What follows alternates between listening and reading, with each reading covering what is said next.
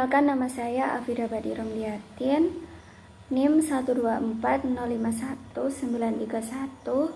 Di sini kami kelompok 8 yang beranggotakan Nurianatus, Ilman, Tridena, April, dan Marsha. Kami dari kelompok 8 mendapat bagian untuk menjelaskan pengertian atau jaringan pengaman sosial dalam perspektif Islam. Nah, di sini yang pertama, pengertian jaringan pengaman sosial.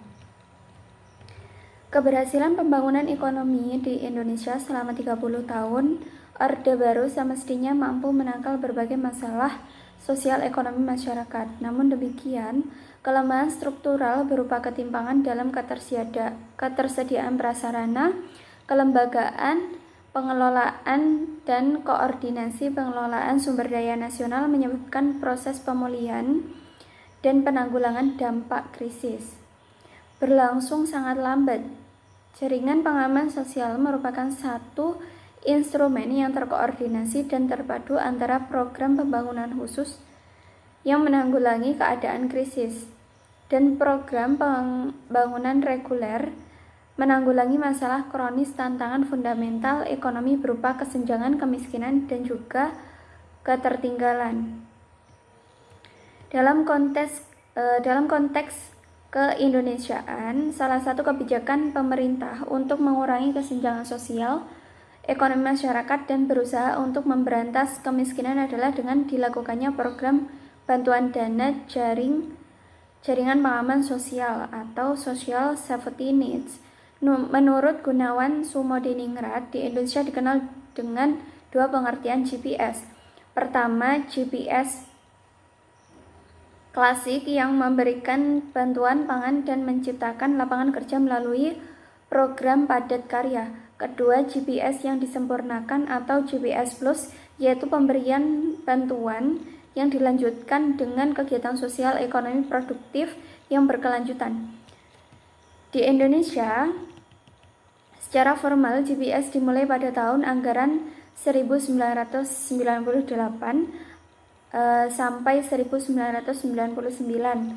Pada masa tersebut, kebijakan GPS diprioritaskan pada satu, peningkatan ketahanan pangan, yaitu mengamankan penyediaan barang-barang kebutuhan pokok masyarakat dengan harga terjangkau, dengan jalan memberikan subsidi berbagai kebutuhan pokok masyarakat. Kedua, yaitu menciptakan lapangan pekerjaan yang produktif, yaitu memberikan kerja seluas mungkin melalui pola padat karya untuk menciptakan daya beli mereka yang menganggur, sehingga mereka mampu membeli kebutuhan pokok. Yang ketiga, yaitu perlindungan sosial atau social protection, yaitu pelayanan dasar seperti kesehatan dan pendidikan agar tetap terjangkau oleh semua lapisan masyarakat. Yang keempat, yaitu pengembangan usaha kecil dan menengah atau small and medium enterprises, serta memperbesar peran lembaga koperasi untuk meningkatkan kegiatan ekonomi rakyat secara produktif. Saya Marsha Mira Fauzi, NIM 124/9193/196. Di sini saya akan melanjutkan materi yang sudah dijelaskan di atas. Keempat prioritas yang sudah dijelaskan di atas tadi itu perlu menjadi landasan bagi upaya penanggulangan masalah kesenjangan yang terjadi. Kesenjangan antar sektor kegiatan ekonomi dilakukan melalui program pembangunan sektoral. Kesenjangan antar daerah dilalui melalui program-program pembangunan daerah, dan kesenjangan antar manusia atau golongan dilakukan melalui program pembangunan khusus. Pemberian bantuan dana JPS dari pemerintah merupakan suatu amanat pemerintah kepada pengelola dana JPS untuk disampaikan kepada sasaran yang berhak mendapatkan, seperti orang miskin atau orang yang dengan ekonomi lemah. Oleh dengan itu, pemerintah mengeluarkan keputusan Presiden nomor 190/1998 tentang terbentuknya gugus tugas peningkatan JPS yang bertugas untuk melakukan pemantauan dan pengawasan yang independen. Gugus tugas juga bertugas melaksanakan pengawasan, pemantauan, dan koordinasi teknis pelaksanaan berbagai program JPS yang telah disusun agar tepat sasaran. Sedangkan untuk meningkatkan kinerja program-program JPS dibentuk suatu tim independen yang berfungsi untuk mengkoordinasi penyebaran informasi dan mengontrol kinerja pengelola program JPS. Tim yang dibentuk di tingkat pusat ini bernama Tim Pengendali Gugus Tugas Peningkatan JPS atau Tim Pengendali yang diketuai oleh Mari Muhammad. Kalau dicermati dengan seksama, program JPS 1 ini termasuk dalam wilayah Syamaliyah karena program ini merupakan strategi pemerintah dalam usaha untuk membantu warganya dalam kesulitan ekonomi di masa krisis. Tetapi di dalam praktek atau pelaksanaan programnya di tingkat bawah atau masyarakat, JPS juga termasuk dalam kegiatan muamalah. Karena akad yang dilakukan adalah program JPS adalah akad jual beli yang diterapkan pada program raskin atau beras miskin. Konsep jaringan pengaman sosial diperkenalkan pula oleh ekonomi kapitalis pada saat proses peralihan ekonomi di negara-negara Eropa Timur pada tahun 1990-an. Saat itu terjadi transisi ekonomi dari sistem ekonomi sosialis ke sistem ekonomi pasar.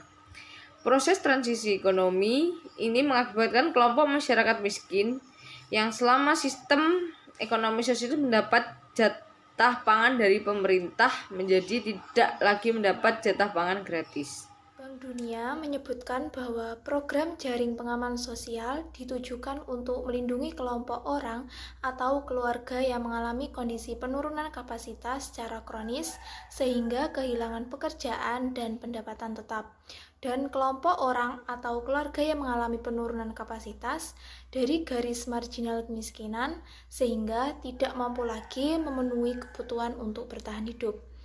Perlindungan sosial diperlukan guna menggerakkan produktivitas mereka melalui pemberian kesempatan kerja dan bantuan sosial dasar, terutama dalam bidang kesehatan dan pendidikan. Setiap orang dan keluarga yang menderita akibat krisis menjadi prioritas kelompok sasaran penerima bantuan program jaring sosial. Pengalaman Bank Dunia di beberapa negara yang pernah dilanda krisis ekonomi menunjukkan bahwa peningkatan kapasitas kelompok masyarakat rentan krisis, termasuk kelompok masyarakat miskin, dapat dilakukan melalui upaya pemberdayaan masyarakat. Sasaran kegiatan pemberdayaan masyarakat dilakukan melalui berbagai komponen program yang memberikan peluang bagi kelompok masyarakat rentan krisis untuk mendapatkan akses ke sumber daya produksi. Pada dasarnya, memang tidak terdapat suatu model atau formula baku yang dapat digunakan sebagai acuan dalam mengimplementasikan jaring pengaman sosial ini. Bentuk program JPS sangat bervariasi dan tidak ada satu model pun yang dapat berlaku umum untuk berbagai kondisi dan untuk berbagai tujuan. Saya akan berbicara sedikit mengenai jaring pengaman di Indonesia. Sebagaimana yang telah dijelaskan di atas, krisis ekonomi, sosial, dan kepercayaan yang terjadi di Indonesia ini merupakan akumulasi dari berbagai permasalahan. Untuk memecahkan masalah tersebut memerlukan sebuah upaya antara lain perlunya mengidentifikasi dari masalah-masalah tersebut. Dari hasil identifikasi tersebut nantinya dapat dirumuskan saran dan langkah kebijaksanaan yang perlu dilakukan. Kondisi krisis memberikan bukti ternyata kesenjangan yang krisis merupakan penyebab utama munculnya kelompok masyarakat miskin. Sekarang pendekatan dalam program GPS ya, atau disebut juga sebagai jaringan pengaman sosial adalah pertumbuhan melalui pemerataan serta berkelanjutan yang dilakukan atau yang dilaksanakan melalui kebijakan pemberdayaan masyarakat dalam wadah pengembangan komunitas disertai pendampingan sebagai fasilitator. Tenaga pendamping tersebut melibatkan LPSM atau LSM untuk membina dan memantau pengelolaan bantuan. Pengelolaan bantuan sendiri merupakan prinsip pembangunan partisipatif yang dilaksanakan sendiri oleh masyarakat dalam wadah kelompok usaha produksi bersama seperti Pokmas dan lain sebagainya. Sekian dari saya dan akan dilanjutkan oleh teman-teman yang lainnya. Saya Tridina Aryani, 3 digit NIM terakhir 221. Untuk selanjutnya di sini saya akan sedikit menjelaskan C. Prinsip pengelolaan dan pelestarian program GPS. Prinsip pengelolaan program GPS mengikuti ARAS. A. Penyaluran bantuan yang cepat dan langsung kepada kelompok masyarakat penerima manfaat. B. Rencana kegiatan harus dapat diketahui oleh seluruh lapisan masyarakat dengan mudah dan terbuka. C. Seluruh kegiatan harus dapat dipertanggungjawabkan baik secara teknis maupun administrasi. D. Hasil kegiatan harus memberikan manfaat langsung kepada masyarakat. E. Hasil kegiatan harus dapat dilanjutkan dan dikembangkan oleh masyarakat itu sendiri dalam wadah organisasi masyarakat setempat. F. Program dapat dilaksanakan secara menyeluruh di seluruh wilayah yang memerlukan perhatian. Pelestarian hasil kegiatan dikembangkan oleh masyarakat sendiri dalam wadah organisasi masyarakat setempat. Hasil kegiatan menjadi modal usaha kelompok masyarakat untuk usaha lebih lanjut dan pengelolaannya. Diselenggarakan oleh unit pengelola keuangan atau UPK milik masyarakat sesuai prinsip pengelolaan program, yaitu penyaluran bantuan cepat dan langsung sampai kepada kelompok masyarakat penerima manfaat. Kemudian rencana kegiatan harus dapat diketahui oleh seluruh lapisan masyarakat dengan mudah dan terbuka. Seluruh kegiatan harus dipertanggungjawabkan baik secara teknis maupun administrasi. Dan hasil kegiatan dapat dilestarikan serta dikembangkan oleh masyarakat sendiri dalam wadah organisasi masyarakat setempat. Program GPS ini berupa dana pada tingkat desa atau kelurahan harus dapat dikelola dalam wadah UPK yang pengelolaannya harus dilakukan oleh masyarakat. UPK ini berperan sebagai pengelola berbagai dana yang berasal dari pemerintah melalui mekanisme DIP atau Daftar Isian Proyek dan SPAPB BP atau Surat Pengesahan Anggaran Bantuan Pembangunan tersebut serta dana bergulir dari masyarakat. UPK dapat berkembang menjadi lembaga pengelola keuangan milik masyarakat yang berbadan hukum koperasi atau mengikuti UU Koperasi atau berbadan hukum lain atau mengikuti UU Bank. Lembaga pembiayaan milik masyarakat ini selanjutnya dikenal dengan lembaga keuangan alternatif milik masyarakat. Untuk yang selanjutnya akan dijelaskan oleh Aprilia, yaitu program GPS perlu dipahami sebagai stimulan untuk mendorong produktivitas dan meletakkan landasan pembangunan yang kukuh dan berkesinambungan. Pola pembangunan demikian diharapkan mampu mewujudkan ke arah pembangunan yang berdimensi kerakyatan yang bermuatan, yaitu yang pertama, memberikan kesempatan bagi peran serta aktif masyarakat dalam proses pembangunan ekonomi yang lebih demokratis. Yang kedua, yaitu pemberdayaan masyarakat berkaitan dengan pemantapan ekonomi daerah yang diselenggarakan secara nyata dan dinamis. Yang ketiga, yaitu pemantapan perubahan struktur dari masyarakat sendiri dengan penajaman dan modernisasi. Yang keempat atau yang terakhir yaitu keterpaduan dan keterkaitan berbagai program yang makin erat antar manusia, antar daerah, antar sektor kegiatan ekonomi, serta antar kegiatan mikro dan makro ekonomi nasional.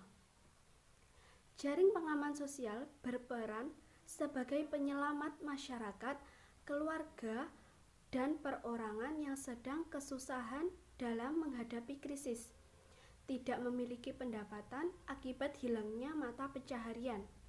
Jaring pengaman sosial ini diselenggarakan dan disebar melalui kerja dan upaya pemerintah, relawan, dan lembaga filantropi atau ZISWAF. Lembaga filantropi atau ZISWAF berperan menguatkan berbagai sektor yang mendukung berjalannya filantropi dan membantu kelompok masyarakat yang membutuhkan bantuan. Sekian presentasi dari kelompok 8. Apabila ada kurang lebihnya mohon maaf. Wassalamualaikum warahmatullahi wabarakatuh.